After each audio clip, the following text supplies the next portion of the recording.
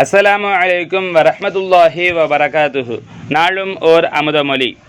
நஃப்ஸு என்றால் எது? நஃப்ஸு என்பதற்கு பல கருத்துகள் உண்டு. உயிர், இரத்தம், சரீரம், தன்மை, அதுவேயானது. பொது புழக்கத்தில் அவா என்றும் கருத்துண்டு. இவைகளை தனித்தனியே எடுத்து பார்த்தால் கருத்து விளங்கும். தன்னை அறிந்தவன்தான் ரப்பை அறிவான் என்பதில் மன் அரஃப நஃப்ஸஹு என வருகிறது. அதாவது மனிதனின் தாற்பயத்தை அறிதலாகும். மனிதன் தாயின் வயிற்றிலிருக்கு முன்னர் விந்தாக இருந்தான்.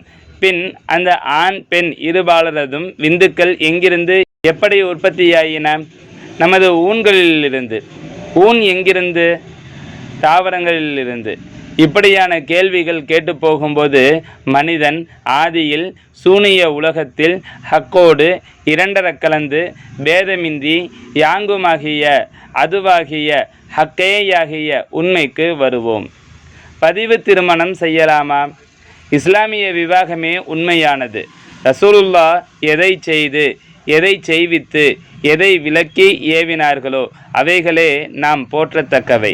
சனைமஹ ஷேഖநாயகம் குதுபுஸ்ஸமான் ஷம்சுல் உஜூத் ஜமாலியா சையீத் ஹலீல் அன் மௌலானா அல் ஹசனியுல் ஹுசைனியுல் ஹாஷிமி கத்தஸல்லாஹு சிர்ரஹுல் அலீம் அவர்களின் அமுத மொழிகளிலிருந்து.